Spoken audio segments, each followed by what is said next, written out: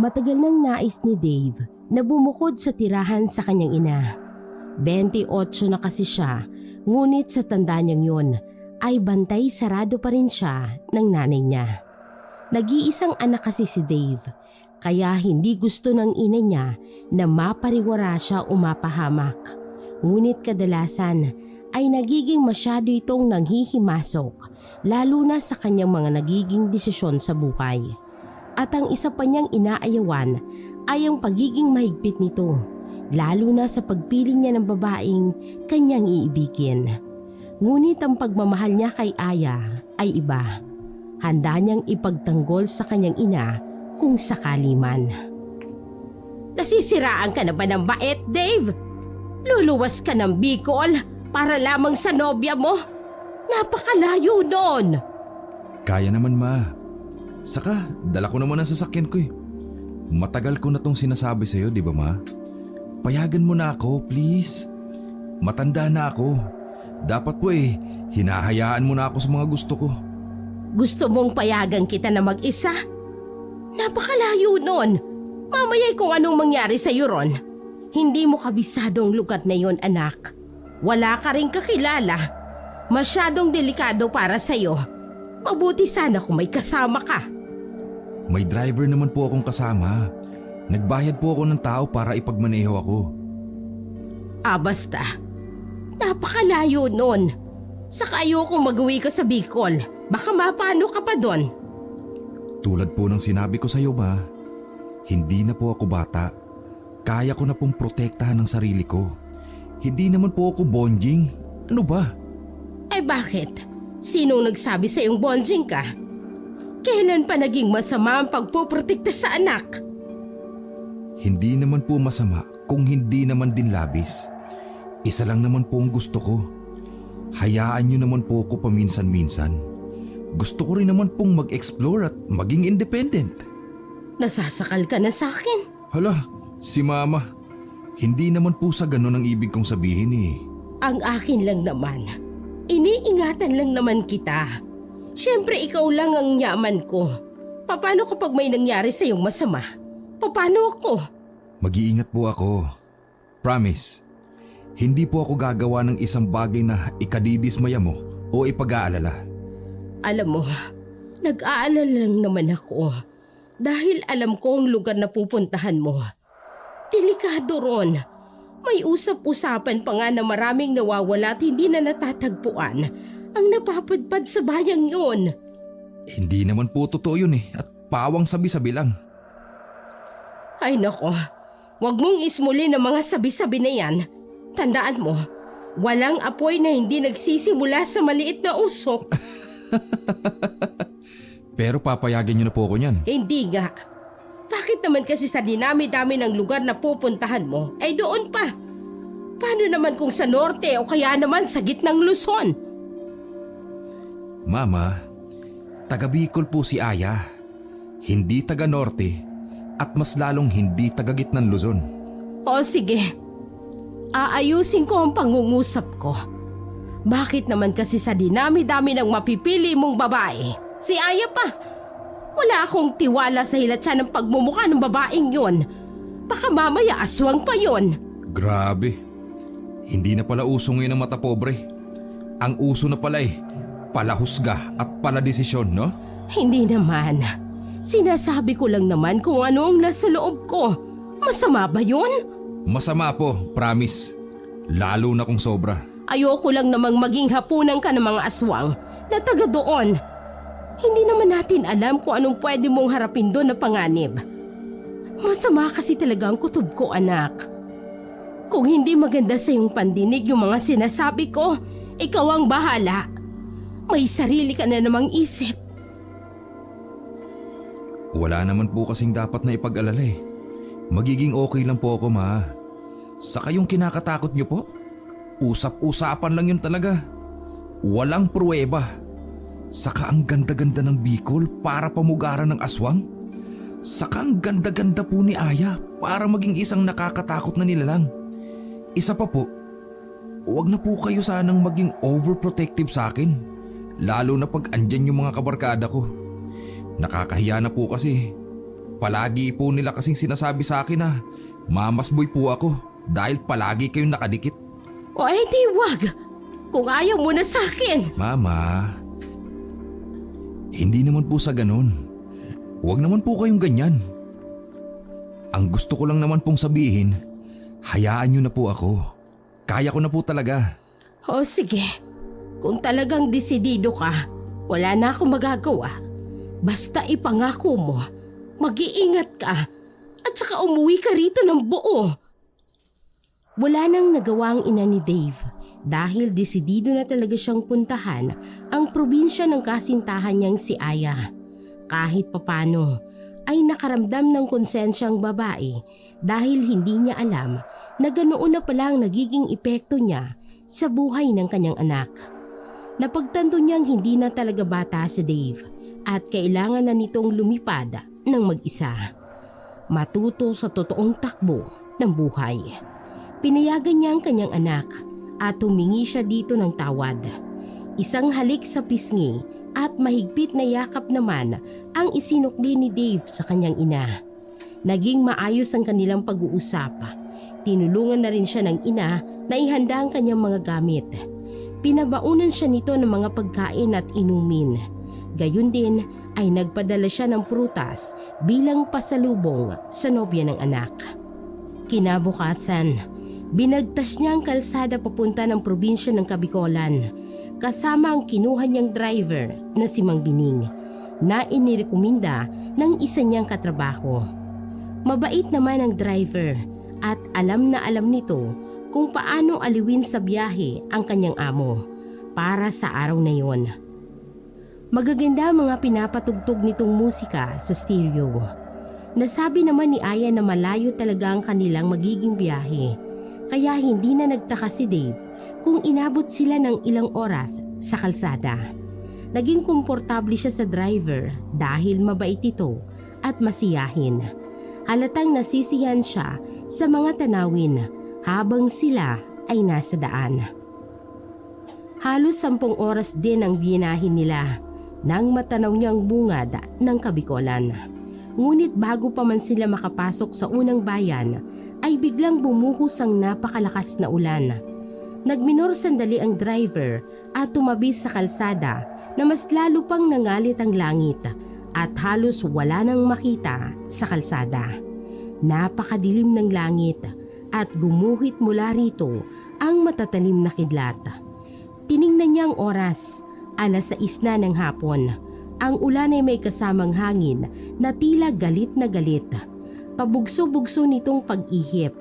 Umahampas yun sa bintana ng kanyang kotse. Dumilim lalo ang paligid. Nakaramdam ng kakaibang binata na para bang kinakabahan. Napayakap siya sa kanyang braso at mariing ipinikit ang kanyang mga mata upang umusal ng isang maikling panalangin. Hindi niya maunawaan pero parang pamilyar sa kanya ang eksenang yon na kanyang nasasaksihan. Tila siya nakaramdam ng panganib. Kung kailan naman malapit na tayo, tsaka naman umulan. Ano to, joke? Hay nako, kung mamalasin nga naman oo, aabutan na talaga tayo ng gabi nito, Mang Bining. Tiningnan niya ang kanyang relo at wala siyang nagawa kundi ang mapailing na lamang. Kinuha niya ang kanyang telepono at sinubukang tawagan ng kanyang nobya. Ngunit sa lakas ng ulan, pati signal ay ipinagkait sa kanya ng mga oras na iyon. Nilibang na lamang niya ang sarili sa pagkain ng kanyang mga baon. Mang Bining, heto po. Kumain muna po tayo. Ayos lang, sir. Medyo busog pa ako doon sa kinain natin kanina. Naku, totoo po ba yan? Kanina pa hong tanghali yung huling kain natin sa fast food eh. Sige na po. Kumain muna po tayo habang naghihintay sa pagtila ng ulan. Sige po. Salamat. Mamaya po kakain din tayo pag nakakita tayo ng maayos-ayos na kainan. Sige ho. Mabuti na lamang po maraming ipinabaon sa aking pagkain si Mama. Mukhang alam niyang matatagalan po talaga tayo sa biyahe. Wala talagang katulad ang nanay ko. Ganun po talaga ang mga ina. Malakas ang pakiramdam. Pagkatapos nilang kumain, ay medyo patila na rin ang ulan. Kinuha niya ang kanyang telepono at tiningnan kung maaari niya nang tawagan ang kanyang nobya. Kahit papano ay may isang signal siyang nakita. Agad niyang tinawagan si Aya. Hello, Han? Oh, kumusta? Nasaan ka na? Andito pa lang kami sa may papasok ng Bicol eh. Naku, medyo malayo-layo pa. Siguro mga 1 o 2 oras pa ang layo mo. Malayo ba yung sa inyo? Eh halos 10 oras na nga ako sa kalsada eh. Yun pa bang 2 oras na ikinaiinip ko? Antayin mo ako ah. May mga ibibigay akong pasalubong sa'yo galing kay mama. Talaga? Binigyan ako ng mga pasalubong ni tita? Aba, mukhang himalayo na. Bakit naman himala? Eh kasi, nung huli kaming nagkita, pakiramdam ko ayaw niya sa akin. Hindi totoo yun ah. Ganun talaga ang mama ko. Naalala ko nga nung una, ayos pa naman kami. Pero nung nalaman niyang taga Bicol ako, parang biglang nagbago yung mood niya. May galit ba siya sa mga Bicolana? Bakit mo naman naisip yun? Ang lawak talaga ng imagination mo. O siya, antayin na lang kita ha. Tawag ka na lang ulit. Sige Han. Kami dadaan pa muna sa gasolinahan. Kanina pa ako naiihi eh. Kasi naghintay kami ng matagal. Malakas kasi yung ulan kanina eh. O sige, mag-iingat ka ha. Siya nga pala. Huwag na huwag kang basta-basta magtitiwala kahit kanino ha. Tandaan mo. Ha? Bakit? Ngunit ang tanong niyang yun ay hindi na nasagot ni Aya dahil namatay na ang linya sa kabilang telepono. Pinaandar na ni Mang Bining ang kanyang sasakyan. Nang halos 2 kilometro ng kanilang natatakbo ay may nakita silang isang gasolinahan. Dahan-dahan ang kanyang pagpapatakbo at iniliko yun upang magpagasolina. Napansin niyang kakaunti lamang ang poste sa lugar na yun at medyo madilim. Pero ganoon pa man ay nagpagas na rin sila at kasunod ay sinabi nito sa driver na iparada ang sasakyan upang makaihi siya. Nang matapos ay naglakad na siya pabalik sa kanyang sasakyan. Bubuksan na sana niyang kotse nang bigla na lamang namatay ang kuryente sa buong lugar. Muntik pa siyang mapasigaw dahil sa kadilimang biglang bumalot sa paligid. Tapos ay biglang may kamay na humawak sa kanyang braso. Ramdam niyang kakaibang kamay na yon dahil tila mabalahibo at malamig. Ang kanyang puso ay biglang nagpatira pa sa takot habang pinipilit niyang pigilin ang paghinga. Hindi niya alam kung sino at kung anong nasa likod ng kamay na yon. Pero sobra siyang kabado. Napuno ng takot at kaba ang isipan niya habang inaantay ang mga susunod na mangyayari. Inihanda niyang sarili sa mga oras na yon na baka kaharapin niya ang isang mapanganib na sitwasyon. Muli niyang pinakiramdaman ang kamay na nakahawak sa kanya. Unti-unti tila humihigpit ito. Mas lumalakas, lalo ng pintig ng kanyang puso. Ngunit sa kabila ng takot ay hindi siya umiwas o sumigaw. Naghintay siya ng pagkakataon na masilayan sa liwanag ang kamay. Ngunit bago pa man bumalik ang mga ilaw ay naramdaman niyang bumitaw ito sa kanya. Sa hindi nga niya nakita kung ano ang katotohanan sa bagay na yon na humawak sa kanya. Mabilis niyang binuksan ang kotse. Ayos ka lang ba, sir? Bakit parang namumutla ho kayo? Ayos lang ako. Ayos na po. Tara na po. Alis na po tayo sa lugar na to. Pagkasabi nun ay pinaharurot ng matandang lalaki ang sasakyan. Panay ang tingin nito sa salamin at pinagmamasdan ng kanyang kliyente na tila ba hindi mapakali at palingon-lingon sa likod ng sasakyan. Nakahinga ng maluwag si Dave nang makitang malinis naman ang kalsada at walang nakasunod sa kanila. Muli niyang tinawagan ang kanyang nobya. Tapos ka nang umihi? Grabe naman yung unang tanong, Han. Eh di ba yun naman ang paalam mo sa akin kanina? Oo, eto na. Nagbabiyahe na ulit kami. Gusto ko lang talagang tanungin kung dire-diretso lang ba kami o ano. Nasaan ka na ba? Hindi ko alam eh. Wala naman kasi mga signboard dito. O kahit karatula man lang. Kinikilabutan tuloy ako dito sa syudad ninyo. Bakit ka naman matatakot? Kakaunti ang ilaw sa kalsada. Tapos ang dilim-dilim pa. Ayaw mo ba nakakaunti na lang ang sasakyan? Mas maganda nga yan eh. Hindi ma-traffic. Ewan ko ba? Baka nasanay lang ako sa traffic. Kaya naninibago lang. Hindi ba kami naliligaw dito? Baka mamaya lumampas na kami ha? Chill. Relaxed ka lang ha. Kapag nakarating naman kayo sa bayan, hindi na kayo mahihirapan. Tsaka pwede ko kayong abangan doon kung gusto mo. Teka Han, aasikasuhin ko muna itong niluluto ko ha. Tawagan mo na lang ulit ako mamaya kapag malapit ka na. Ingat sa biyahe. Ibinaba na nito ang telepono at tumingin pa sa kalsada. Hindi yun ang unang beses na makikita niyang kasintahan dahil nakilala naman niya ito sa Maynila. Ngunit yun ang unang pagkakataon na mabibisita niya ang buong pamilya nito. Matagal na nila itong plano pero dahil sa dami ng trabaho ay hindi matuloy-tuloy. Mabuti na lamang at sabay silang nakafag-file ng leave at sabay silang naaprubahan. Kaya meron silang halos 1 linggong bakasyon. Nauna na ngang umuwi si Aya dahil ayon sa babae ay hahanda pa nito ang kanyang pamilya para sa kanyang pagdating. Hinarap niya ang kanyang telepono at nagbukas ng laro. Bilang pangtanggal ng inip, ilang minuto na ring halos hindi siya tumitingin sa daan at ang atensyon niya ay napako sa kanyang ginagawang paglalaro. Tumigil lang siya nang muntik na siyang masubsob dahil sa biglang pagpreno ni Mang Bining. Hala, ano po nangyari? Pasensya na po. Di ko kasi napansin na malalim pala yung uka ng kalsada. Marahas siyang napabuga ng hangin nang mapansing tila nag-iiba ang daan na kanilang tinatahak. Naging lubak-lubak na ang kalsada. Pangunahing kalsada? Tapos ganito? Ano kayang ginagawa ng mga politiko dito? Ba't hinahayaan nila na sira ang kalsada?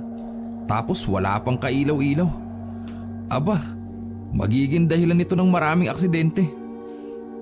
Kaya nga po Matagal na po talagang problema ito dito sa bayan na to. Talaga po? Taga rito po ba kayo sa Bicol? Ba't niyo po alam? Hindi naman. Taga Maynila din talaga ako. Pero madalas akong bumiyahe dito. At tulad mo, ganyan din ang naging reklamo ng mga hinahatid ko dito. Totoo naman po kasi.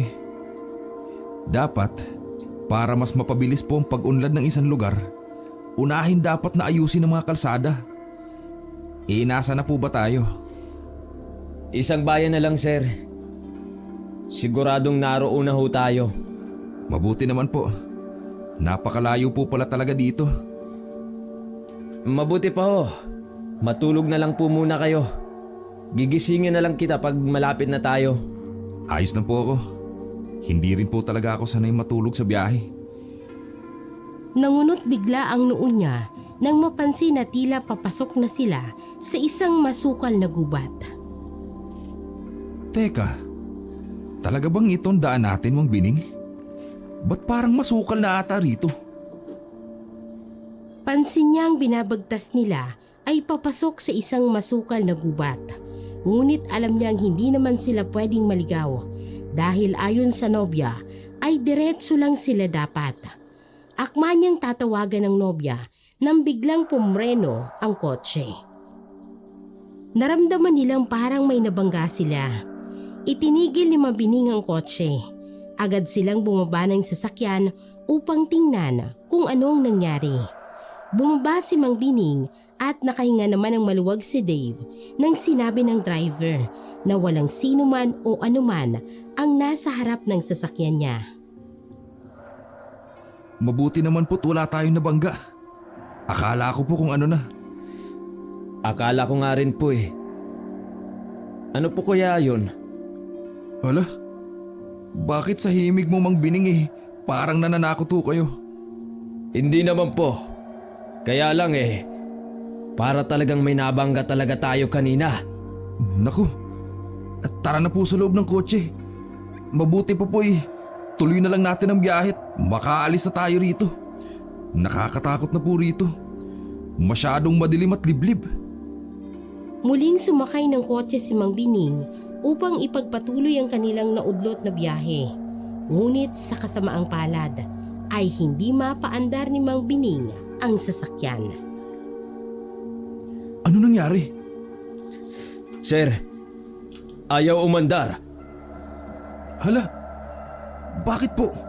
Sinigurado ko namang nakakondisyon ang sasakyan ko bago bumiyahe. Hindi ko rin po alam Bababa muna ako para i-check ang makina, sir.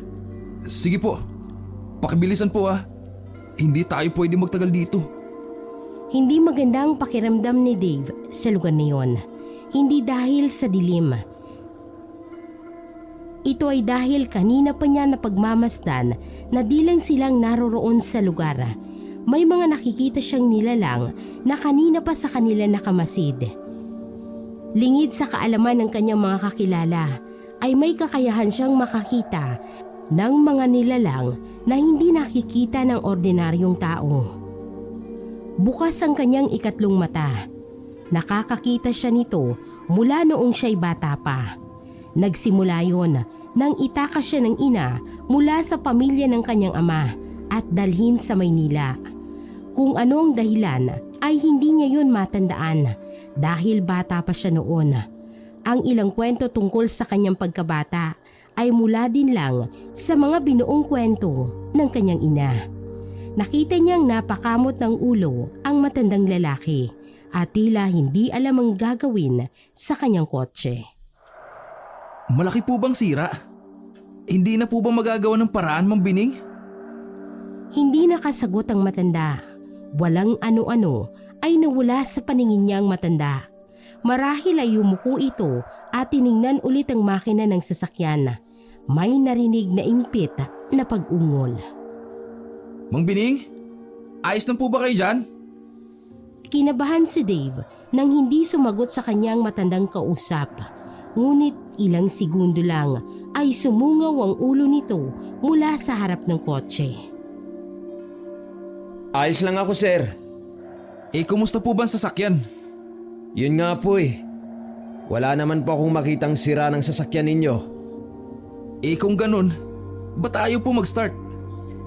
Hindi ko po alam Siguro, subukan na lang po natin ulit. Muli niyang pinuksan ang kanyang telepono para sana tawagan si Aya at sabihin dito ang kalagayan. Nang makuha ang cellphone ay mabilis niya itong pinagana. Ngunit nakita niyang paubos na ang baterya nito at nagbabadya na ring mamatay. Ay, naku naman! Bakit ngayon pa abutan ng malas? Ay, ano pang nangyayari, Dave? Lintik na. Hindi ko pa ata nadala yung power bank ko. Tapos pati charger. Ay, paano na to? Mang Bining, may dala po ba kayong charger? Inilabas niya ang ulo sa bintana ng kotse. Nakita niyang umiling ang matandang tinatanong. Ay, malas talaga. Ay, naku, paano na kaya to? Bahagya pa siyang nagulat nang sumungaw sa bintana niya ang mukha ng driver. Sir, pwede bang makisuyo? Paki-start po tong kotse. Pambihira namang Mang Bining Nagulat naman po ako sa inyo. Nako, pasensya ka na kung nagulat kita. Hindi ko sinasadya. Pumunta si Dave sa harap at sinusian ng kotse. Ngunit hindi pa rin ito umandar. Labis ang kanilang pagtataka sa nangyari. Bumaba siya ng kotse upang tulungan ang matanda. Ngunit sa pagsayad ng kanyang mga paa sa lupa ay sumalubong sa kanya ang napakalamig na hangin kasabay ng papalapit ng isang anino. Pakiramdam niya ay tumigil sa pag-ikot ng mundo nang tuluyan nitong makalapit sa kanya at hawakan ang kanyang kamay. May narinig siyang mahinang bulong. Pinapaalis siya sa lugar na yon. Paulit-ulit yun sa may bandang tenga niya. Hindi siya nakakilos at parang natuod siya sa kinatatayuan. Hanggang sa may naramdaman siyang matigas na bagay na tumama sa kanyang ulo. Nawalan siya ng malay. Nagising na lamang siya sa gitna ng kakahuyan at mag-isa. Nasaan ako? Mambining? Mambining, nasan po kayo? Nang walang sagot mula sa tinatawag na lalaki, ay naglakad siya sa direksyon na hindi niya alam kung saan papunta. May narinig siyang sumisigaw. Gumala ang kanyang paningin sa loob ng kakahuyan, ngunit wala naman siyang nakikitang kakaiba. Ang mga nilalang na nakikita niyang nakamasid sa kanila ay tila ba nagsikubli na at ayaw nang magpakita sa kanya. Muling umalingaw-ngaw sa pandinig niya ang isang malakas na panaghoy at pagmamakaawa. Boses yun ng isang lalaki na tila ba sinasaktan. Ipinagpatuloy niya ang kanyang paglalakad at hindi inalintana ang mga tinik na matutulis na naaapakan. Nagtataka din siya kung bakit hubad ang kanyang mga paa. Hinawi niyang matataas na damo sa dulo ng daan. Tumambad sa kanyang paningin ang isang lumang bahay. Napapalibutan ito ng matataas na bakod. Natanaw niyang bukas ang tarangkahan, kaya dahan-dahan siyang lumapit.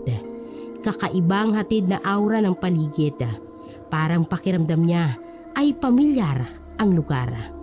Wala siyang nakitang tao sa paligid, kaya diretso siyang pumasok sa loob.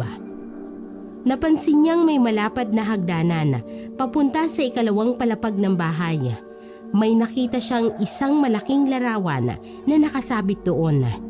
Isang lalaki na nakasuot ng sutanang itim. Kakaibang larawang yon dahil ang mukha ng larawang yon ay hawig sa isang mabangis na lobo. Napatitig siya sa larawang yon. Parang pakiramdam niya ay kilala niyang nasa larawan. Ngunit hindi naman niya masabi kung sino ito. Pinakiramdaman niya ang paligid. May narinig siyang malakas na lagitnit ng pinto. Mula sa kanyang likuran ay nakarinig siya ng mga kaluskos at malakas na boses. Sir, gumising na ho kayo. Narito na po tayo sa bayan. Naalimpungatan siya nang maramdaman niya ang mahinang pagtapik sa kanya ng inarkilang driver. Nasaan tayo, Mang Bining? Nandito na po tayo, sir. Anong lugar to? Bakit mo ako dinala sa bahay na to? Si sir talaga. Mukhang nananaginip po kayo Iginala ni Dave ang kanyang paningin at nakita niyang maliwanag ang lugar na kinaroroonan nila. Marami ring tao sa paligid, gawa ng tila may pesta. Nakikita niyang magagandang banderitas na nakasabit sa mga poste ng ilaw. Marami ding mga tindero ng kung ano-anong produkto na siyang pinagkakaguluhan ng mga tao. Hinanap niya ang simbahan mula sa kanilang pwesto at hindi naman siya nahirapan na makita yon. Natagpuan niya ang kasintahang nakatayo at panay ang pindot nito sa hawak na cellphone. Bumaba siya ng sasakyan at nilapitan niya si Aya. Aya? Ay, sa wakas, nakarating din. Kanina ko pa kayo inaantay dito. Ano bang nangyari? Bakit hindi kita matawagan? Nalobot yung cellphone ko eh. Kumusta ang biyahe? Napagod ka ba? Oo. Pero alam ko, mas pagod yung kasama kong driver. Ayaw niya naman kasi magparelyebo eh. Nako, Jack, gutom na kayo niyan. Ayos lang. Kumain naman kami kanina nung tumigil kami dahil sa lakas ng ulan. Napansin ni Dave na parang nag-iba ng konti ang boses ni Aya.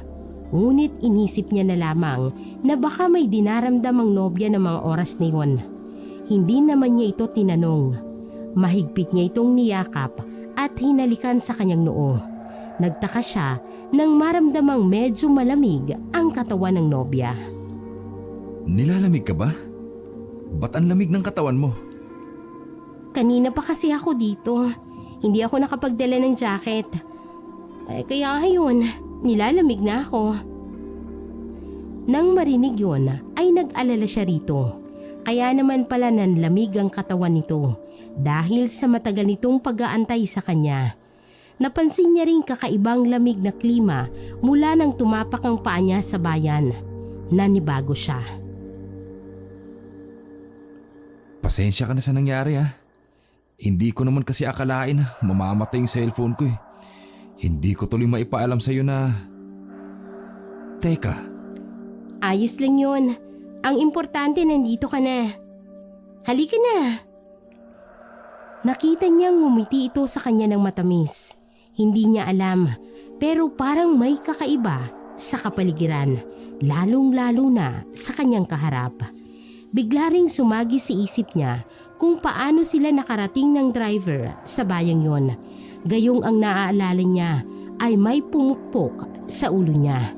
Napakunot ang kanyang noo. Marahan niyang hinaplos ang kanyang ulo, pero wala naman siyang nararamdamang sakit. Tiningnan niya ang kanyang mga paa, pero nakasuot naman siya ng sapatos at wala ring sakit mula sa mga tinik o sugat. Napailing ang binata. Iniisip niyang marahil dahil sa haba ng biyahe ay totoong nakatulog siya at ang lahat ng nakita at naranasan ay isa lamang na panaginip. Hindi na nga lang siya sigurado kung saan nagsimula ang panaginip na yon at kung kailan nagtapos. Tara na, umuwi na tayo. Baka kanina pa nag-aalala sa bahay. sige. San ba ang bahay ninyo rito? Malapit lang dito, pero kailangan nating sumakay ng sasakyan para makarating doon. Tamang-tama naman palang pagdala ko ng sasakyan. Lumapit sila kay Mang Bining. Ipinakilala nito si Aya sa kanya. Tahimik lang ang matanda, ni hindi nito binati ang dalagang ipinakilala sa kanya. Sir, pwede po bang di na po ako sumama sa inyo? Po, isa naman po kayo tutuloy dito. Saka paano po yung pagbalik natin sa Maynila? Maaari nyo naman po akong tawagan, sir. Pag-uwi na kayo, dito na lang po tayo magkita ha. Tutuloy na po muna ako sa isang kakilala ko dito. Sigurado ho ba kayo? Opo, sir. Wala po kayong dapat alalahanin sa akin. Ayaw ko naman pong maistorbo kayo sa date ninyong magnobya. O sige po. Kung yan po ang desisyon ninyo mauuna na po kami. Salamat po ah. Mag-usap na lang po tayo pag-uwi. Siya nga pala po. Ibibigay ko na po sa inyo yung kalahati po ng bayad para naman po may panggastos kayo rito. Nako, wag na po. Ayos lang. Saka na lang po. Buo ko na lang pong kukunin pagkatapos ng serbisyo ko. Sige po. Matapos magpaalam ang lalaki, ay pinaandar na nito ang kotse. Habang bumabiyahe sila, ay naging kapansin-pansin na tila nawawala ulit ang mga ilaw at wala ng mga poste at muling binabagtas na ulit nila ang masukal na kalsada. Napapailing siya sa mga oras na yun dahil alam niya at sigurado siyang hindi yun isang panaginip. Alam niyang gising siya dahil siyang nagmamaneho ng sarili niyang kotse. Hindi niya mapigilang tingnan ang nobya na nasa tabi. Panay ang dot-dot nito ng cellphone na hawak. Dahan-dahan lang, malapit na tayo. Anong baryo ba to? Ba't parang walang katao-tao? Tsaka wala akong nakikita mga kapitbahay nyo. Wala talaga, kasi ang baryo namin ay liblib. Saka ito pa lang kasi ang bungad. Marami ding kabahayan sa banda roon. Kaso hindi mo makikita kasi nga madilim pa. Pwede kitang ipasyal bukas. Maganda kaya rito sa amin. Ayan o, yan yung bahay namin, Dave. Hinto mo na. Pagkahinto ng kotse, ay agad na bumaba ang kanyang nobya. Hindi niya maipaliwanag ang saktong nararamdaman nang makitang bahay na sinasabi ni Aya. Kahawig ito ng bahay na napanaginipan niya. Agad na nagsitayuan ng kanyang balahibo nang mapagtanto ang bagay na yun. Naramdaman niyang tila may kakaiba sa ikinikilos ng kanyang nobya. Hindi niya maamin sa sarili niya na unti-unti siyang nilulukuban ng takot sa pagkakataon yun. Bahagya pa niyang kinurot ang kanyang sarili, ngunit nasaktan siya. Ibig sabihin, hindi yun isang panaginip. Halika na, bumaba ka na dyan. Inihintay ka nila sa loob. Pagpasok nila sa bahay ng nobya, ay ganoon na lamang ang panlalaki ng kanyang mga mata. Eksakto ang lahat ng detalyeng nakikita niya at sa nakita niya sa kanyang panaginip. Malaki ang bahay, ngunit may kalumaan. Kahit ganoon ay malinis naman ito at may nakadisplay na mga antigong kagamitan na sumasalamin sa kanilang karangyaan. Nakita niya ang malapad na hagdan. Agad niyang hinanap ang larawang nakita niya sa kanyang panaginip. Ngunit imbis na taong may mukhang lobong makita, larawan yun ng dalawang matanda. Sila ang nanay at tatay ko, Han. Ganun ba? Kamukha mong tatay mo ah. Oo, alam ko na yun mula bata pa ako. Marami nang nagsabi. Nasa na pala sila? Baka may pinuntahan lang siguro si Ama. Mamaya lang nandito na silang lahat. Lahat? Sino? Basta mamaya, makikita mo. Tara, sa itaas muna para makita mo ang silid. Tapos may ayos mo na rin yung mga gamit mo. Kung gusto mo na rin namang magpahinga muna, pwede naman. Gigisingin na lang kita kapag andito na sila, Ama. Siya nga pala. Si tatay na lang ang kasama ko. Wala na si inay. Matagal nang patay. Ganun ba? Sorry ah. Wala kang dapat naihingi ng tawad. Ganun talaga ang buhay, di ba? May hangganan ng lahat. Maski ang kasamaan. Ang lalim naman nun, Han. May pinagdadaanan ka ba? Wala no. Para namang sirato. Halika na nga sa itaas. Nakakaloko ka. Umakyat sila sa ikalawang palapag ng bahay. Nakita niyang may 3 kwarto ang naroon. Ang mga bintana ay gawa sa kapis, ngunit may mga bakal na tila disenyong rehas. Dito tayo, Han. Wow! Kwarto mo to, Han? Ang laki pala. Di mo sinasabi na mayaman ka pala. Ha? Mayaman ba ang tingin mo dito sa lumang bahay namin? Oo. Ang laki-laki ng bahay nyo. Parang lumang mansyon nga eh. Hindi naman. Saka syempre malaki ang silid ko kasi nag-iisa lang akong anak. Walang halong biro ah. Nagugulat talaga ako sa mga pasabog mo eh. Ano pa kaya nga aasahan ko? Madami pa. Mag-antay ka lang. Siya nga pala. Nahihiya na tuloy akong ibigay sa iyo yung pinabibigay ni Mama na pasalubong sa iyo. Pasalubong? Galing sa mama mo? Bakit niya naman ako bibigyan ng pasalubong? Ano ka ba? Ulyanin ka naman kaagad. Di ba, sinabi ko yan sa iyo kanina sa telepono? Oo nga. Sorry, nakalimutan ko. Teka, tingnan ko lang sa bag ko ah. Oh, eto. Iniabot ni Dave ang 5 pirasong prutas na ipinadala ng kanyang mama at ang isang regalong nakalagay sa maliit na kahon. Inabot niya yon kay Aya. Pakisabi kay Mama, salamat. Medyo kinilig si Dave nang marinig sa bibig ng kasintahan na tinawag nitong Mama ang kanyang ina. Yun kasi ang unang pagkakataon na tinawag niya yun ng ganon.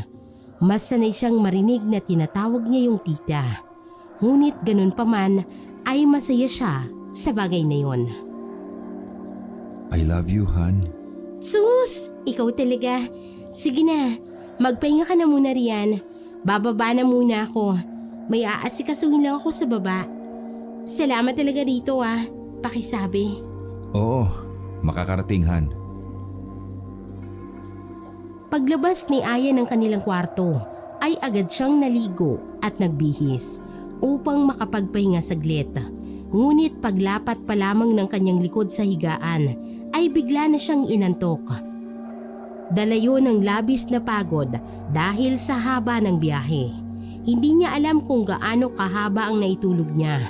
Ngunit nang imulat na ang kanyang mga mata, ay nakita niya sarilo. Halos mag-aalas 3 pa lamang ng madaling araw. Nakaramdam siya ng uhaw. Dahil madaling araw na, dahan-dahang binuksan niya ang pinto ng silid. Inisip niyang marahil sa ibang kwarto ay natutulog na ang kanyang nobya. Paglabas niya sa silid ay lumapit siya sa bintanang napapalibutan ng rehas at mula doon ay natanaw niyang maraming tao sa ibaba. Ang lahat ay abala sa kanya-kanyang ginagawa. May nagluluto, may nagkakabit ng mga dekorasyon at may nag-aayos ng lamesa at upuan. Parang may pistang gaganapin. Naisip niyang marahil ay talagang pista ng bayang yon. Dahil katulad sa bayan kung saan siya inabangan ni Aya ay may mga nakasabit ding banderitas.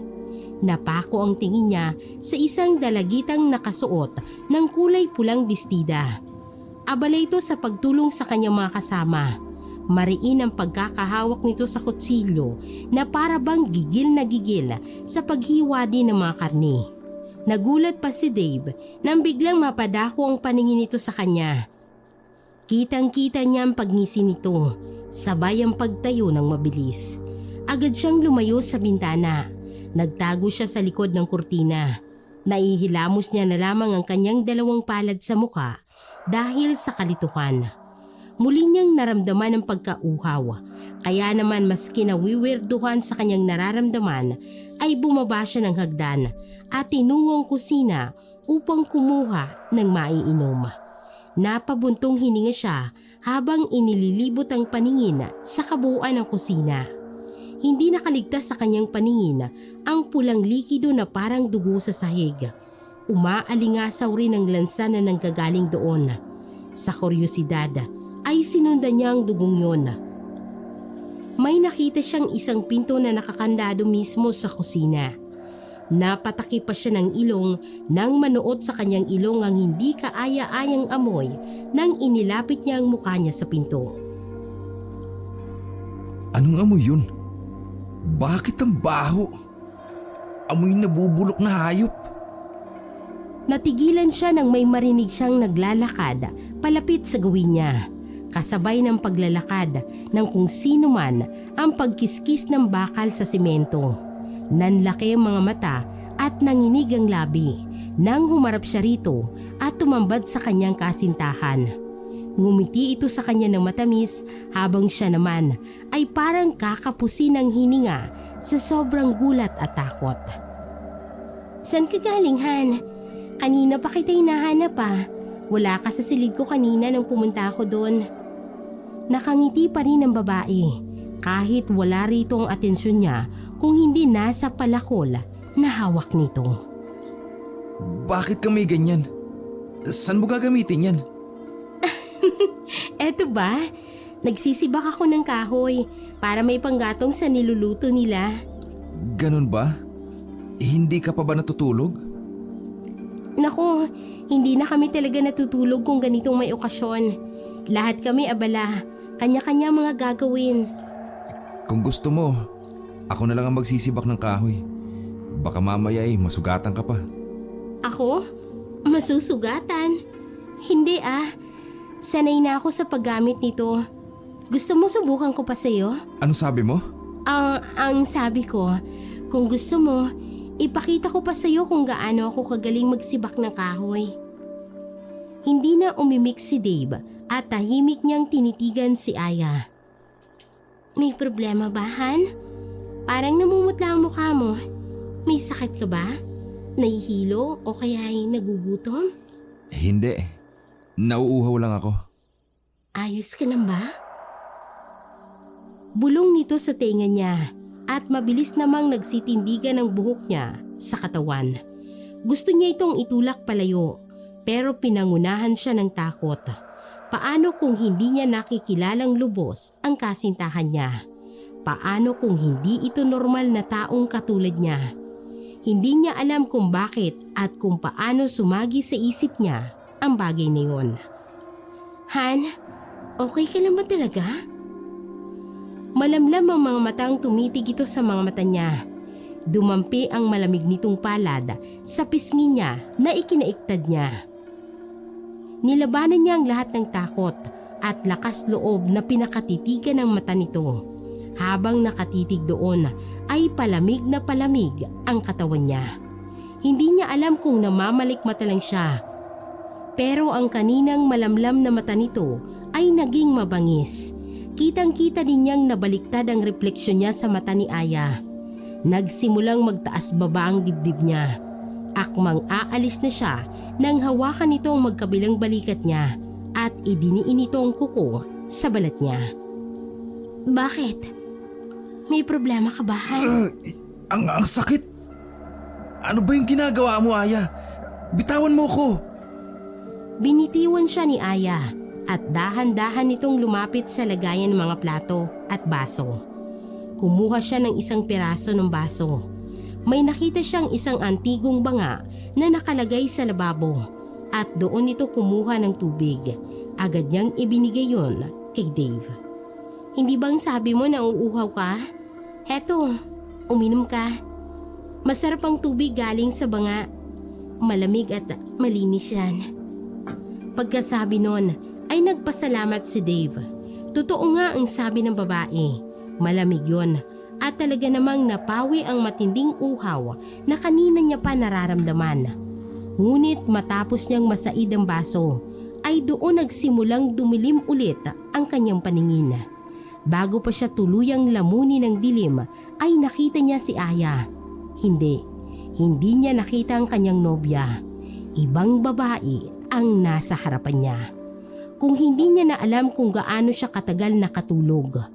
Madilim ang loob ng silid na pinaglagyan sa kanya matapos siyang mawala ng malay. Nangapa siya sa pader at naghanap ng masisindihang ilaw. Ngunit may tinig na biglang nagsalita. Muntik na siyang mapasigaw dahil sa gulat. Huwag mong ituloy ang binabalak mo. Magsisisi ka, Sir Dave. Kilala kong boses mo. Ikaw si Mang Bining. Bakit po kayo dito? Hindi ba't sabi mo Nahuli nila ako. Dinala nila ako dito para tanggapin ang isang parusa dahil sa kataksilang nagawa ko. Ano? Hindi ko po kayo maintindihan. Ano po ba talaga nangyari? Anong kataksilan ang sinasabi niyo? Basta tumahimik ka na lang. Ang kailangan mong isipin ay kung paano tayo makakatakas dito bago pa mahuli ang lahat. Tumakas? Bakit po? Kanina pa po ako nalilito sa mga nangyayari, Mang Bining. Ipaliwanag niyo naman po sa akin para alam ko kung anong gagawin ko. Hindi mo mauunawaan. Basta payo ko sa'yo, magpakatatag ka lang. Huwag kang pagagapi sa takot. Nakakatakot ang lugar na ito. Nagsisisi ako na dinala pa kita dito. Nang makapanya ang switch ng ilaw, ay walang pagdadalawang isip na sinindihan niya yon. Tumambad sa kanyang paningin ang isang maruming silid at nanlilimahid ang pader nito sa mga natuyong dugo. Pero hindi niya inaasahan. Nasa gitna mismo ay may isang nakahandusay na babaeng walang mata at natuyo ang dugo sa katawan. Natulala siya sa nakitang yon. Hindi niya mapigilang maduwal dahil sa bangkay na yon na nagsisimula na ring maagnas. Nanggagaling dito ang masangsang na amoy na nabubulok na karne na kanina pa'y nanunuot sa kanyang ilong. Unti-unti ay tila nang hina ang tuhod niya at napaupo siya sa sahig. Ang kinaroroonan natin ay isang kulto ng mga aswang na kumakain ng mata ng kanilang biktima.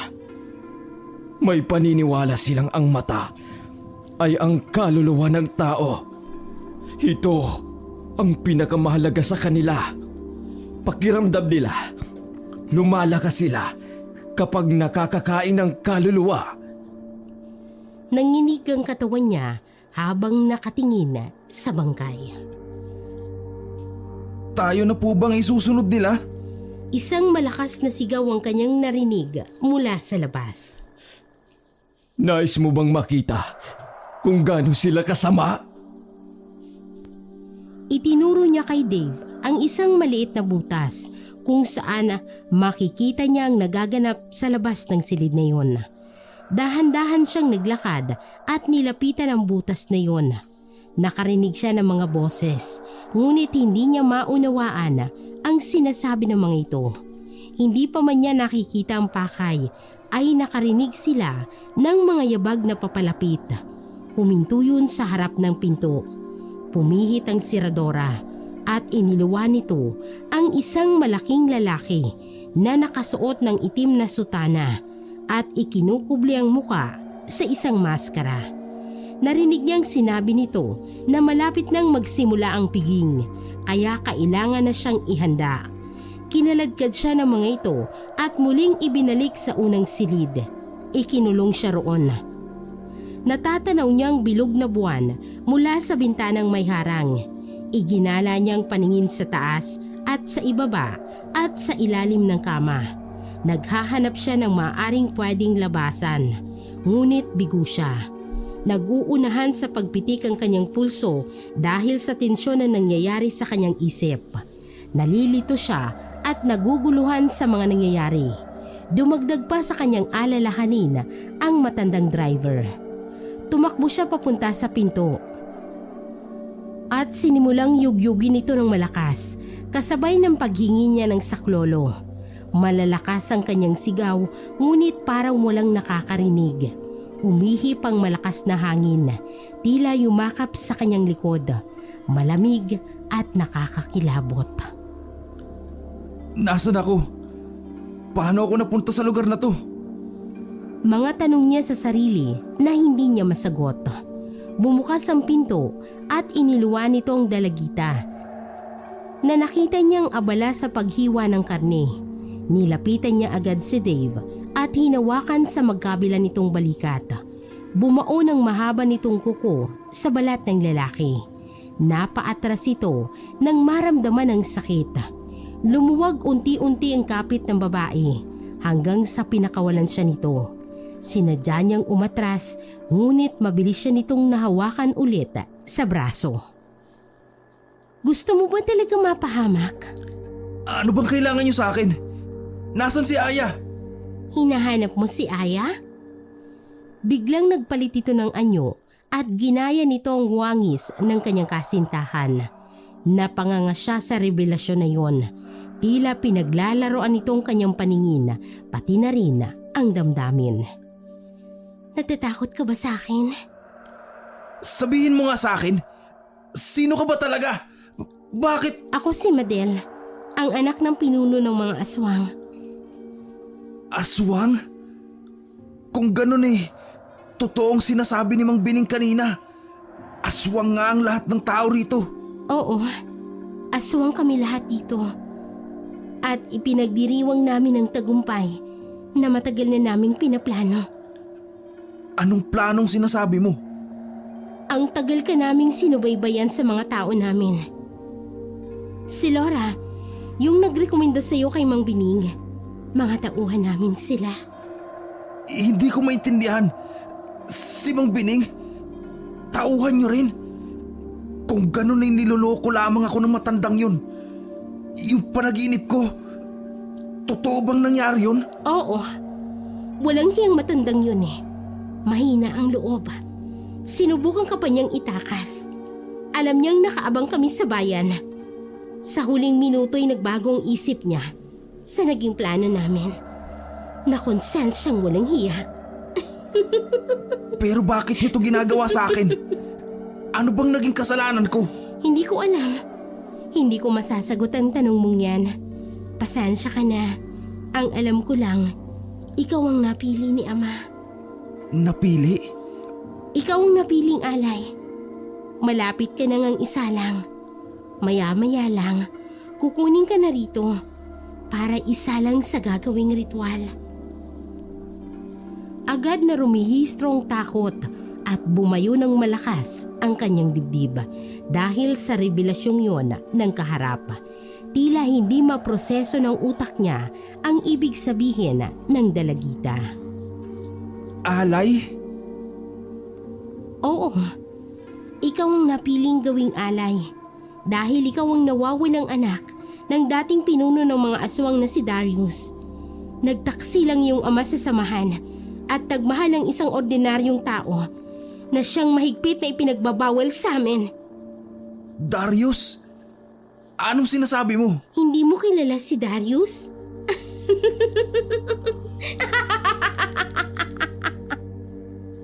Wala akong alaala sa tatay ko, kundi yung masasaya lang na kwento na mula sa aking ina. Huwag mong siraan ang pagkakakilala ko sa kanya. Kawawa ka naman. Sinungaling pala ang nanay mo. Tumigil ka! Ikaw ang sinungaling. Nagawa mo pa talagang baguhin ang iyong anyo at gamitin ang mukha ng nobya ko para malinlang ako. Nagpapatunay lang yon na hindi mo talaga mahal ang nobyo mo kasi hindi mo agad nahalata na peke ako. Paano mo nagagawa yan? Alin? Ang magkunwaring isa kang masamang tao, pero ibang nakikita ko sa'yo. Inuuto mo ko. Hindi mo ako madadala sa mga ganyang hirit mo. Isa akong masamang aswang, Dave. Gusto ko nang umuwi. Hinihintay na ako ng nanay ko at siguradong hinahanap na rin ako ni Aya. Baka nagtatampo na rin yun sa akin dahil hindi ko siya nasipot dahil sa'yo. Alam mo bang pakiramdam ng ganun? Hindi. Masyado pa akong bata para sa pag-ibig. Saka alam kong hindi ko mararanasan yan. Dahil lahat ng desisyon sa amin, maski ang pag-aasawa, ay si amang magdedesisyon. Aminin mo nga sa akin, makakauwi pa ba ako ng buhay? Isang pag-iling ang naging kasagutan ng dalagita. Ipinakita nito ang totoo niyang anyo. Isang dalagita na sa tingin ni Dave ay nasa 16 o 17 taong gulang pa lamang. Madel, ang bata mo pa para gumawa ng ganitong klaseng krimen. Naputol ang pag-uusap nila nang makarinig sila ng sunod-sunod na pagkatok sa pinto ng kwartong yon. Nang lumikot ang mga mata niya ay hindi malaman kung ano bang dapat niyang gawin. Nangangamba siyang ang susunod na pagpasok sa silid ng tao ay ang magiging sentensya ng kanyang buhay. Diyos ko, katapusan ko na po ba? Talaga po bang ganitong magiging kapalaran ko? Na ang sanhi ng kamatayan ay ginawang pagkain ng mga baliw na aswang? Diyos ko, nakikiusap po ako. Tulungan po ninyo ako. Nagmamakaawa po ako. Gusto ko pang umuwi't makita ang mama ko. Napapikit siya ng mariin. Umusal siya na sana'y mali siya ng iniisip. Wala sa sariling nahigit niya ang kanyang paghinga. Nang marinig ang paglagatik ng seradora ng pinto, dumagungdong ang kaba sa kanyang dibdib at tumatambol sa lakas ng pintig ang kanyang puso. Bumukas ang pinto. Kailangan ng pinuno ang gagawing alay at natuklasan niyang pinakamalakas ang dugo ng pinagsamang aswang at ang tao upang mapanatili ang kapangyarihan ng aming lahi. Kaya ka nandito, Dave. Kailangan nilang yung mga mata at dugo para mas lalo silang lumakas. Kumunot ang noo niya sa narinig. Mas lalo lang itong nagpagulo sa utak niya. Nanlambot ang tuhod niya, kaya naman tuluyan na siyang napaatras at kung hindi lamang pader ang sinasandalan, ay malamang nabuwal na siya sa kinatatayuan. Hindi siya makapagsalita. Tila ba nalulunya ang sariling dila ng mga oras na iyon. Malapit nang magsimula ang piging. Ihanda mo ang sarili mo. May 2 lalaking pumasok sa silid at itinali ang kanyang mga kamay sa likod.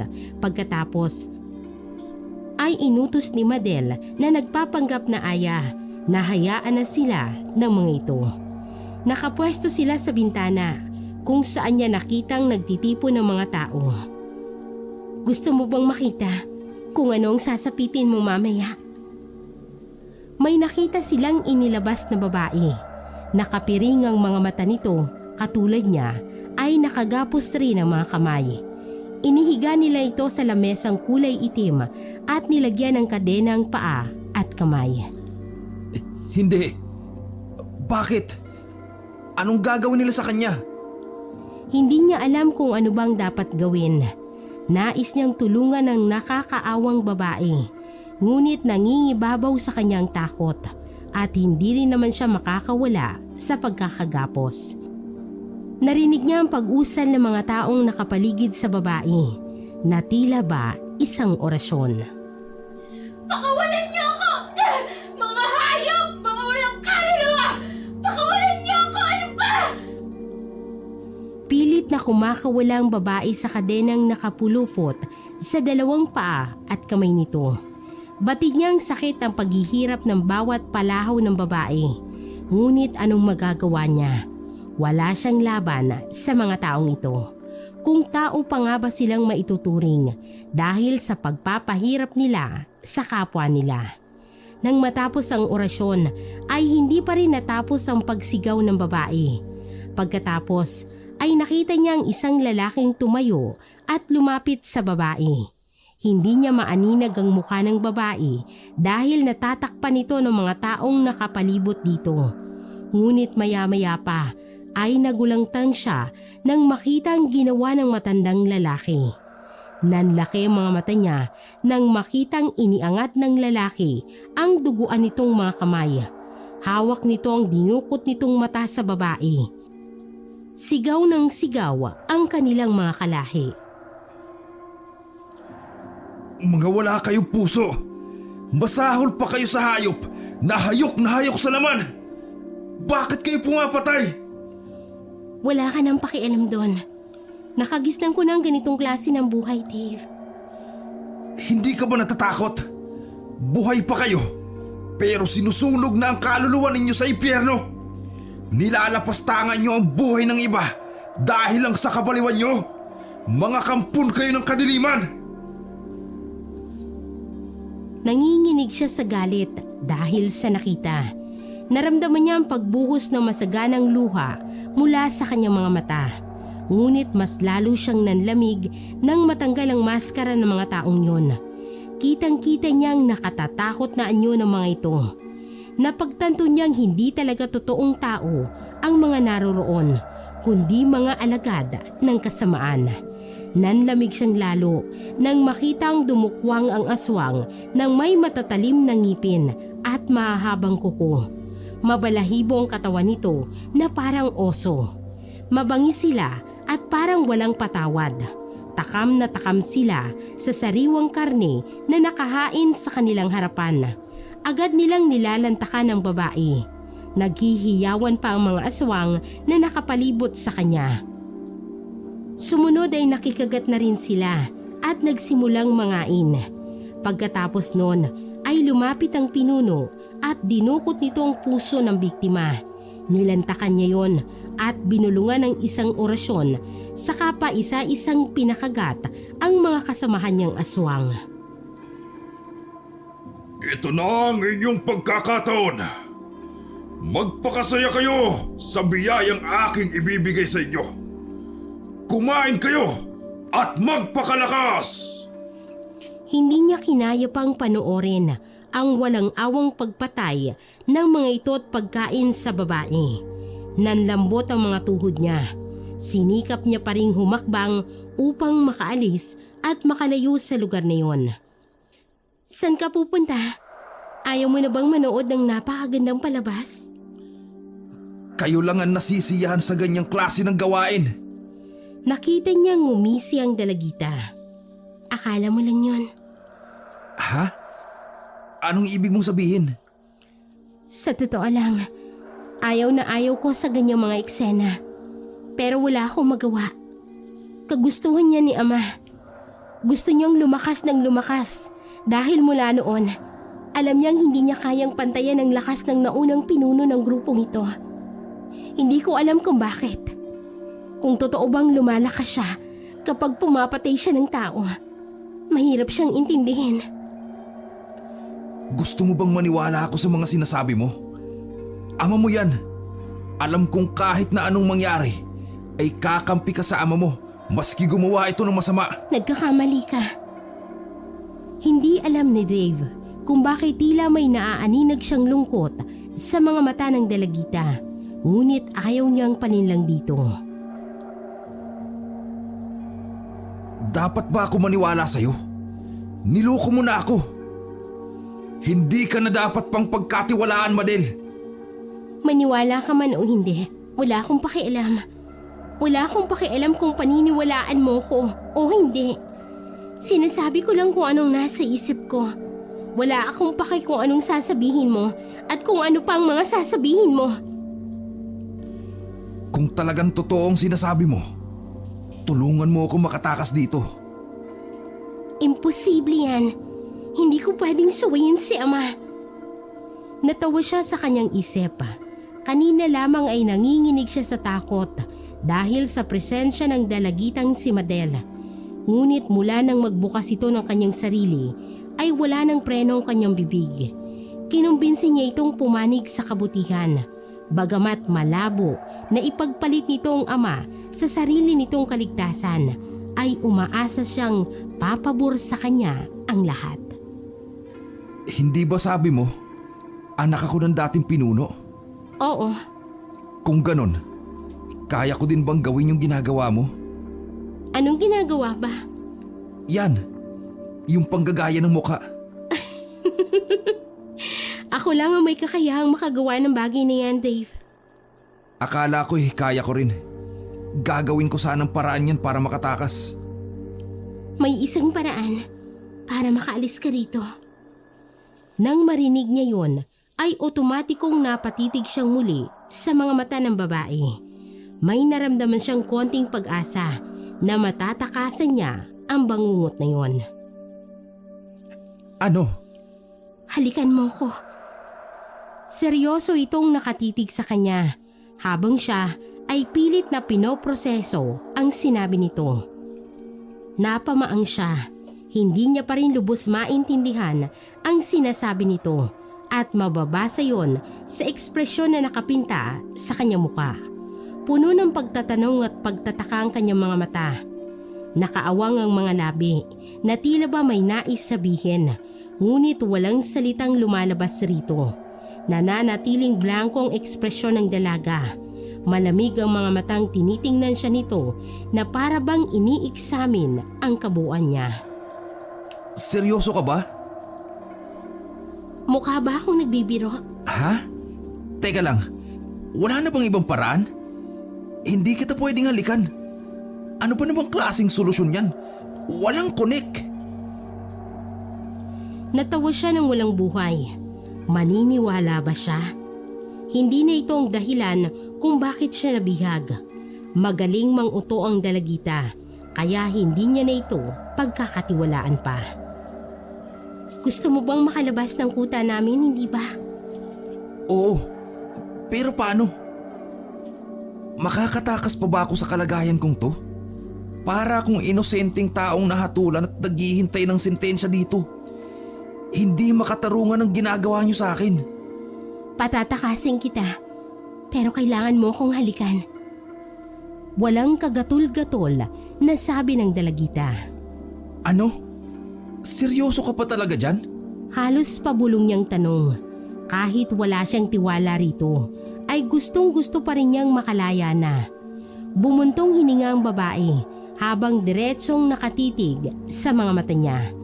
Matagal silang nagkatitigan na tila ba nalulunod siya sa magagandang mga mata nito. Ngunit bago pa man mangyari yon, ay nauna na siyang bumitiw ng tingin saka umayos.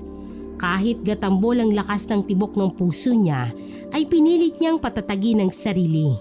Ito na lamang ang tanging paraan upang makaalis siya sa impyernong napasukan niya. May nararamdaman siyang isinuksok na malamig na bagay sa kanyang tagiliran. Makakatulong yan sa iyo sa oras ng pangangailangan. Yan ang bagay na yan, yung regalo ng nanay mo sa iyong nobya. Yung nanay mo, kaparehas mo.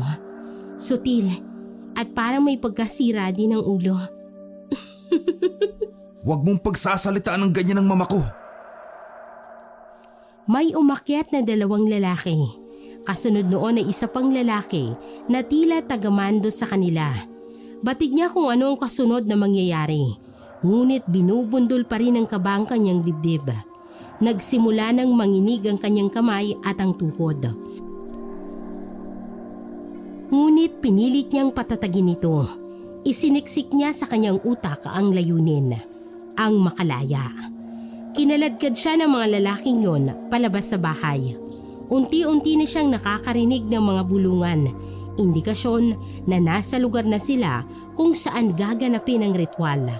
Nang tumigil sila sa paglalakad, ay siyang pagtunog ng batingaw. Kinalag niya ang kanyang gapos, sabik na sabik siyang tinitigan ng mga taong naroon. Nakangisi sila at handang-handa sa gagawing ritual. Nasa isang maliit na entablado sila. Nasa gitna ng harapan ng bulwagan.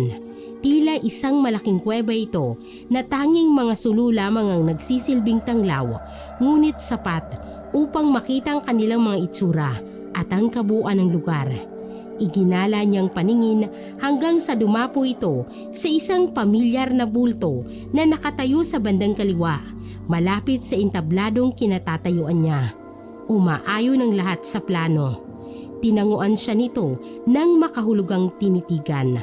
Maya-maya pa, dumating ang kanilang pinuno. Nakasuot ito ng itim na damit na katulad ng isang kulto. Tumunog ulit ang batingaw ng 2 beses. Umupo sa isang magarang upuan ng pinuno. Inilapit siya rito ng mga lalaki. Ganoon na lamang ang naging takot at kaba niya nang lumapit na ang pinuno. May kung ano itong inihaplas sa kanyang noo. Pagkatapos ay umusal ito ng isang orasyon. Nakapikit ito habang nakayuko. Ang mga mas mababang aswang ay humalik sa lupa. Pinuno nila ng putik o alikabok ang kanilang mga muka at pagkatapos ay sumunod sila sa mga salitang binibitawan ng kanilang pinuno. Hindi niya maunawaan kung anong sinasabi ng mga ito. Muli ay narinig niya ang pagtunog ng tambuling, tila hudyat ng pagsisimula muli ng ritual. Akala niya ay wala ng hudyat na yon. Ngunit habang kumikilos ang kamay ng orasan, ay gayon din naman kabilis kumilos ang kanyang mga kamay.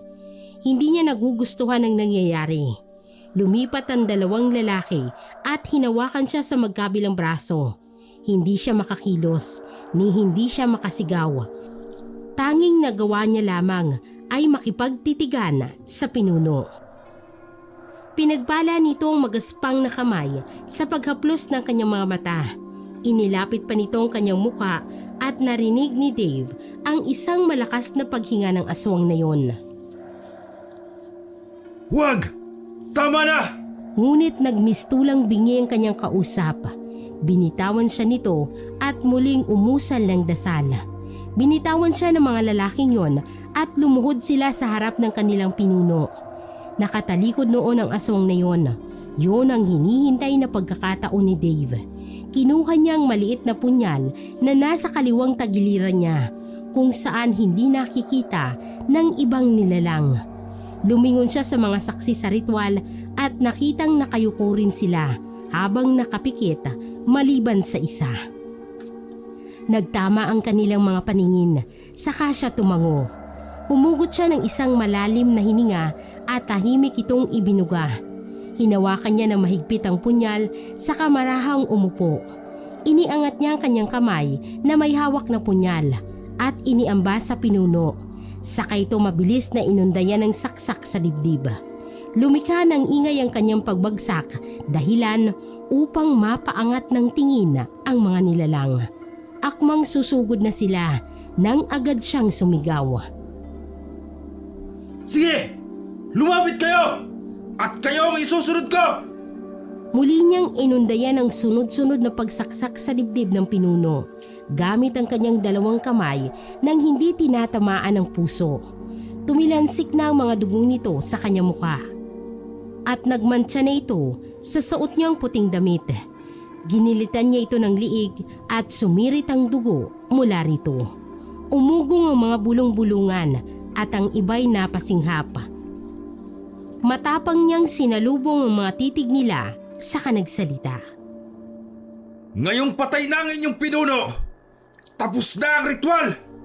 Binitiwan niya ang katawan ng pinuno na noon ay isa ng bangkay. Bumaba siya na tila sa entabladong naroroon habang hawak pa rin sa kanyang kamay ang punyal. Hindi niyo ako pwedeng galawin.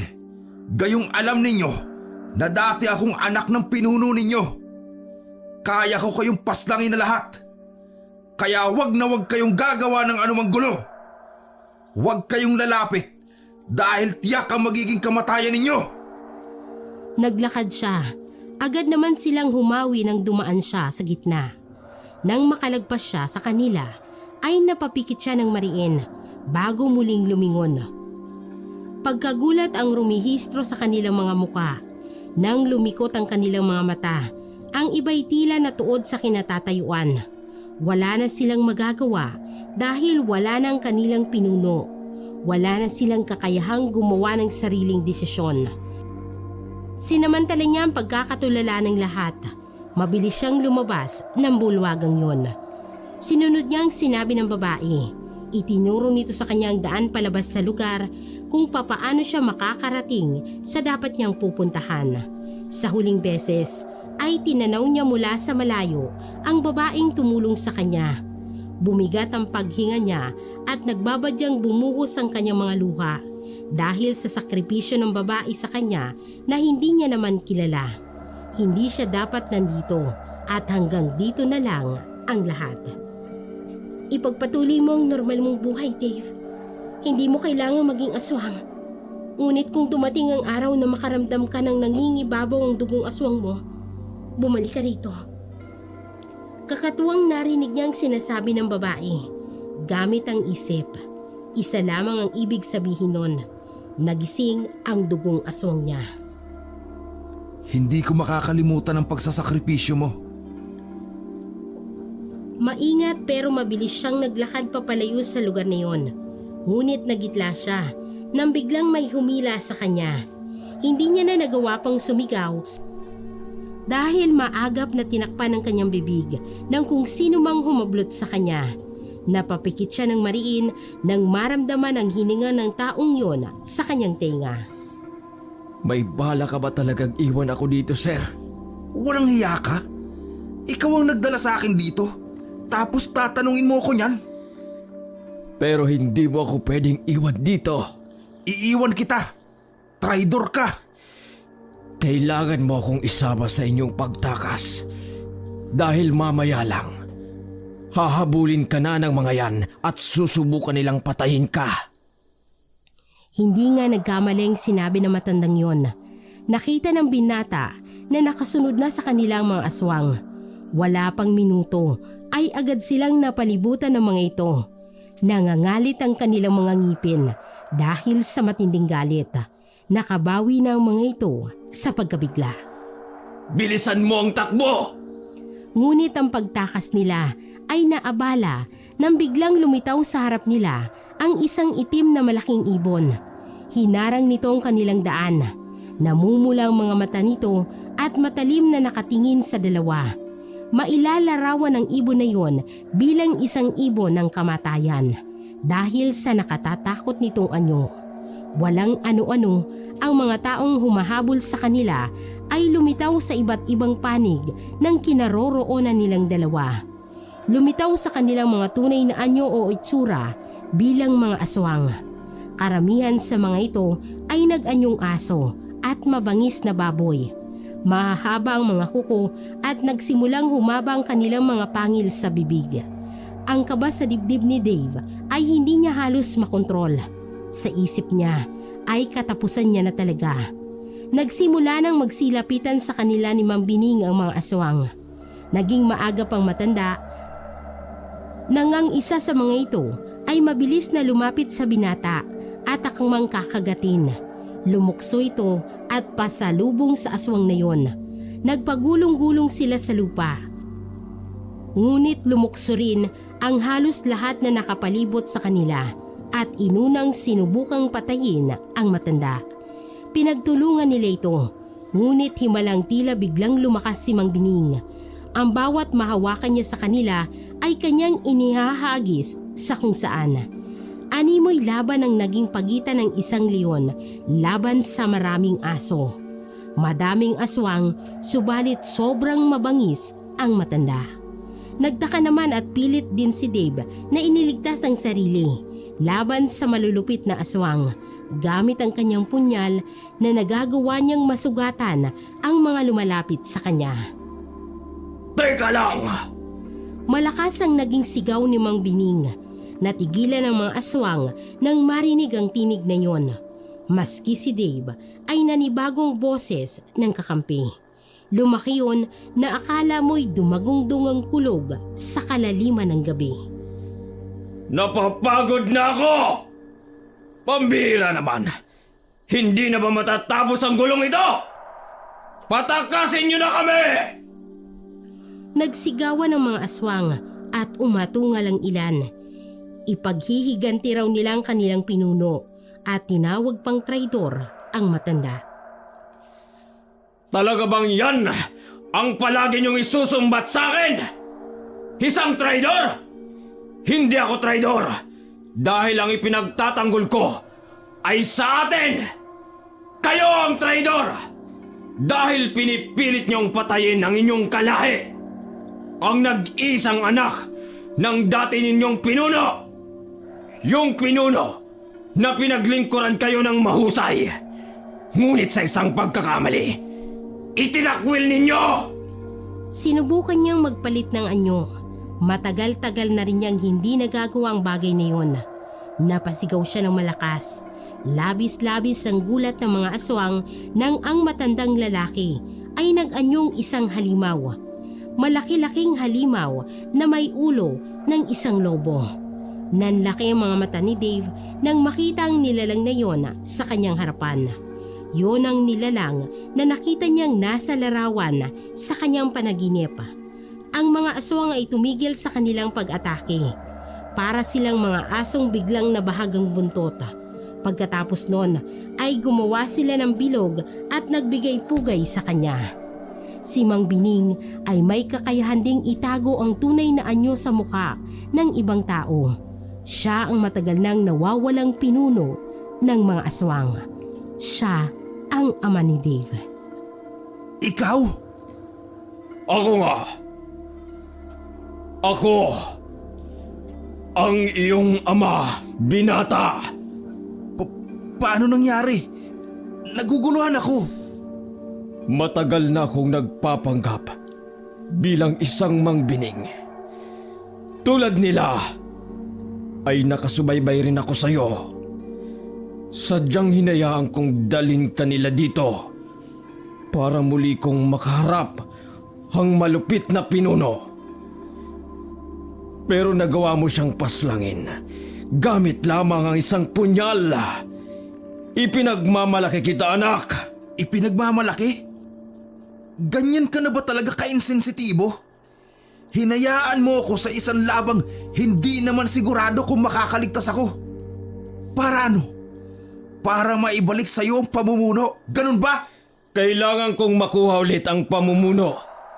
Dahil nakikita kong lalong napapasama ang lahi ng aswang na ito dahil sa kanya. Marami silang piniperwisyong tao na dati di naman nila ginagawa. Totoong sinabi ng ama ni Dave. Bagamat malupit siyang aswang at halimaw, ay hindi niya hinahayaan ang kanyang pamumuno na may dumanak ng dugo sa kamay ng kapwa-aswang. Tanging mga hayop lamang noon ang kanilang hinuhuli at pinagsasalu-saluhan. Nanghuhuli sila ng mga tao sa gubat. Lumapit si Madel na nagpanggap na aya. Ngayong bumalik na ang dati nating leader. Ipangako nating hindi na tayo mamimirwisyo pa ng mga inosenteng tao tulad ni Pinuno. Ayoko rin ng patayan. Kailanman ay hindi ako sumang-ayon sa kasamaan ng aking ama. Nakayuko lamang ang mga aswang. Bagamat labag sa kalooban nila yon dahil nasanay na sila sa laman ng tao, ay wala silang magagawa kundi ang bumalik sa dati nilang pamumuhay. Napangiti si Dave sa kanyang narinig. Sige na! Magsiuwi na kayo! At mag-uusap pa kami ng aking anak. Agad na nagsipagbago ng anyo ang mga aswang at bumalik sa anyong tao. Naglakad sila pauwi sa kani-kanilang mga tahanan. Anong plano mo ngayon? Gusto ko pong matawagan ang girlfriend ko at ipaalam sa kanya yung pagkaligaw ko. Iniabot ni Mang Bining ang hawak na telepono. Agad namang tinawagan ng binata ang kanyang nobya. Dave, anong nangyari sa'yo? Bakit hindi ka nakarating? Pinag-alala mo naman ako nung sobra. Pasensya ka na. Naligaw kasi ako at kung saan-saan kami napadpad nitong si Mang Bining. Pero pangako, pagsikat ng araw maya-maya magkikita na tayo. Sige, hihintayin kita ha. Sayang, ang dami pa namang nag-aabang sa'yo rito. Tapos nasayang pa yung mga niluto ko para sa'yo. Pasensya ka na talaga. Sige na, masaya akong malaman na ligtas ka. Hihintayin kita ha. Oo, mahal. Ayun na, papunta na ako. Nagpaalam si Dave sa kanyang ama. Isang tango lamang ang isinagot nito sa anak. Nang magtama ang kanilang mga mata, ay biglang napayakap si Dave sa lalaking nasa kanyang harapan. Masaya akong makilala ka, ama. Babalik ako dito muli para makasama ka. Kahit saglit bago ako bumalik ng Maynila. Sige anak, hihintayin kita. Masayang-masayang matandang lalaki dahil sa sinabing yon ng kanyang anak. Agad-agad ay bumalik sila sa malaking bahay. Kasalukuyang nililinis na ng mga taong naroon ng mansyon. Ang araw ay sumisikat na rin sa silangan. Ipinagayak ng matanda ang lahat ng kanyang mga gamit at pagkatapos ay ibinigay sa kanyang susi ng kanyang kotse. Gayun din ang kanyang cellphone. Tawagan mo lang ako anak. Isang malakas na pagkawayang iniwan ni Dave bago niya lisanin ang lugar na yon. Ang araw na yon ay itinuring niyang panibagong buhay na dapat niyang pahalagahan dahil makakauwi siya ng ligtas sa naghihintay na ina. Bonus pang nakilala niya ang kanyang ama.